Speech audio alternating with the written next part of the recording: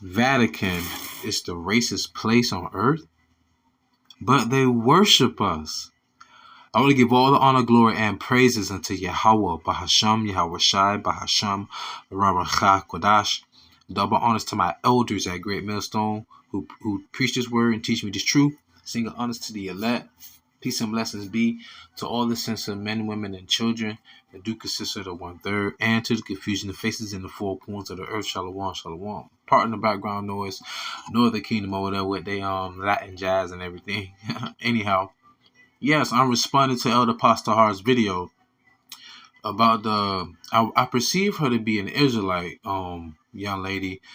The lovely young lady at that, so to say. She had a little foul mouth in her roast on Rome, but nonetheless, though, she was speaking about her experience as she went to Rome, the Vatican, with her two Caucasian friends, white friends, Edomite friends, Shedamite friends, so to say, right? And they completely treated her differently compared to them.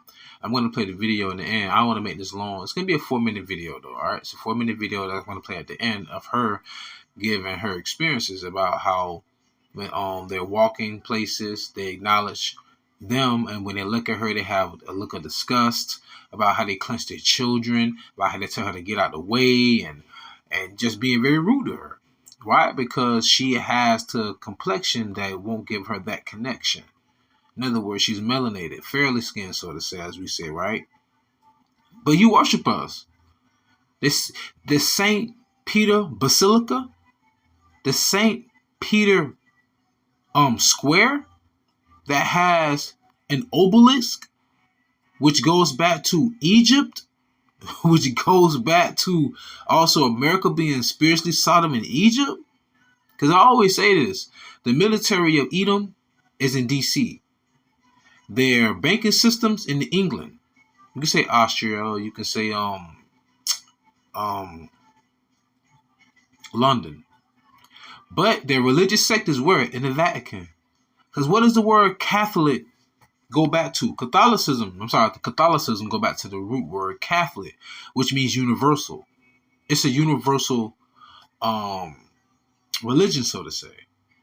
Think about when they have the staff. The staff will have a crescent moon and a star. Even a lot of modern day Muslims don't really understand that they actually worship the moon, not the sun. Right? Then look at the hat that's on top of the Pope's head. They go back to the Dogon tribe who worship the fish. I.e., why do you think you see the fish on the back of people's cars with the letters JESUS in them? Think about that. Think about when they have the rosemary beads. The rosemary beads go back to what? Buddhism. Are you catching the drift, people? And then there's so many more other things that that they display that show that they just take from all other religions and mold it into one. But you literally have a Saint Peter Basilica and Saint Peter Square. And if you look at they call it the Black Peter, so to say, right? He was depicted as what? A dark-skinned man, right?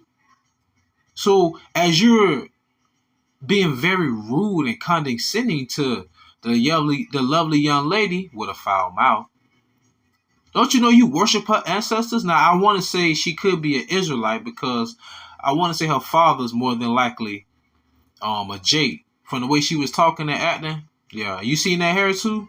Well, you'll see it. I'm Salaki. But anyhow, so I want to bring this out really quick because a lot of people look down on us as a people, so-called Negro, Latinos, and Native Americans. But you want to know what it is? They have no clue of history. They don't know who we were in the past and even who we are to this day. So let this sink in, y'all. Remember, Peter was an apostle. Acts 13:1. Now there were in the church that was at Antioch certain prophets and teachers, as Barnabas and Simeon, that was called Niger. It says Niger right here, but it says Niger, and Lucius of Cyrene, and Manaen, which had been brought up with Herod the Tetrarch, and Saul. Let me break that down. Acts 13:1. Now there were in the church that was at Antioch. Antioch is a place.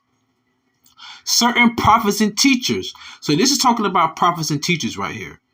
As Barnabas and Simeon that was called Niger.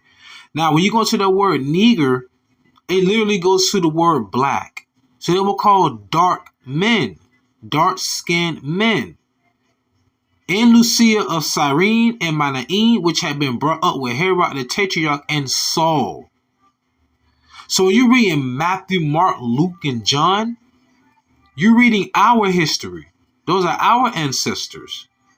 Paul, Simeon, Barnabas, the Maccabees, Micah, Isaiah, Jeremiah, Moses, Joshua, King Solomon, King David. Y'all must have forgot. Yeah, no, matter of fact, how can you know something that that was never taught to you? And little do they know, what about the black popes of Rome going back to the 10th century? Man, listen here. I ain't want to make this long. I might have to do a little series on this, but yo, you worship us. Right? You worship us. And also, let me bring this up real quick, just so that y'all know, when Paul was speaking to the Romans, he was speaking to his people. Romans chapter 1 verse 7. To all that be in Rome, beloved of God. Let that sink in. Beloved of God, called to be saints. Grace to you and peace from God, our Father, and the Lord YAHAWASHI. So it says to all in Rome. Okay, so you think everybody. It says beloved of God. Okay, who's beloved of God? Israel, called to be saints. Called to be saints. So Paul, the Niger, went to his people who would have been Negers, right? And in Rome, the same place where that young lady went with her friends, yeah. And you know, hey, y'all do know. Hey, you gotta watch it. I'm gonna let you watch it. Anyways, either my friends sent her back home because they felt bad for her, but you know they stayed, right? Anyhow, let's get back to it. Psalms 149:1 to show you who the saints are. Praise ye the Lord, sing unto the Lord a new song, and his praise in the congregation of saints. Let Israel rejoice in him that made him. Let the children of Zion be joyful in their king. So the saints will be the Israelites, so-called Negro, Latinos, and Native Americans. So with that being said, pray was edified and fed, stay in the spirit, don't fear it, just endure it. Ask for forgiveness, pray without ceasing, stay humble, remain diligent, YAHAWAH, Mofababal, Shalom. And I'm going to play her video after this. An American TikToker by the name Artemis is currently going viral for the video that she posted about her experience in Italy. I'm visiting Rome, Italy right now, and I'm pretty sure this is the most racist place I've ever been. I've been to Europe before with zero issues, but this is a whole other level. I'm traveling with my two white friends, and we accidentally got on the wrong train, and we figured it out. We quickly grabbed our bags so we could transfer over to the other train. As I grabbed my bag, this lady with a baby stroller yelled at me in Italian, even though I wasn't really that close to her.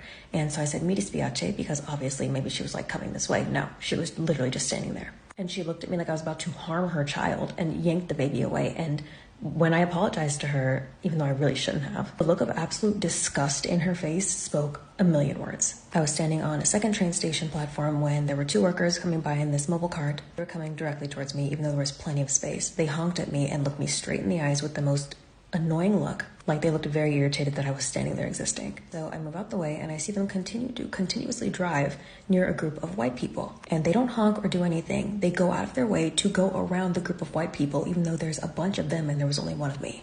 I was at the Coliseum the same day taking photos with my friends, and this one guy started tutting at us and waving us aside like we were dogs, as he wanted to take a photo of the Coliseum and we were in his way. He then yelled, "Move," in perfect English. So I said, "Do you know how to say please in English too?" And he just ignored me. We're on the subway looking lost, and the security guards came up to my white friend and asked if they needed help and was super nice to her. They completely ignored me. For comparison, not only did she get help with that, but she dropped her phone on the train platform, almost underneath the train, and a worker literally went practically underneath the train to retrieve her phone. She was also given a random free week-long bus pass by a complete stranger for no reason. Seeing the stark difference between the way that my white friends who I'm traveling with are treated and the way that I'm treated is like, whoa. Like, I literally feel like this is worse than America. All of this happened within a 4 or 5 hour period. In my entire time in Turkey, I haven't experienced any discrimination whatsoever. Not once. With all that being said, I am already ready to go home. I think I'm going to give it another chance because I've only been here for 1 day. But if I've experienced all of this crap and rude people in 1 day, I really don't have much hope for the rest of this trip. I'm supposed to be here for a week, but I'm honestly thinking about changing my flight. This place is a complete shithole. Istanbul airport because I have to flee Italy a week early. I was facing constant harassment from the second I got off the plane.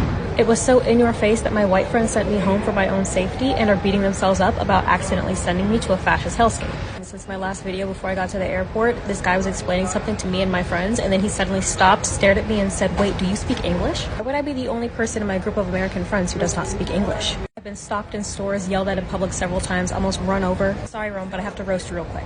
If you're Italian and you're not racist, you can exit out of this video. I'm not talking about you. I understand that people are upset that I previously referred to Rome as a shithole. I would just like to double down on that statement and say that if Rome has 1 hater, it's me, and if Rome has 0 haters, I am dead. Pretty sure these people literally have beef with Jesus Christ himself. Y'all literally invented fascism and democratically elected a Mussolini-lite to run your country. You guys have literally evolved past needing a dictatorship for fascism.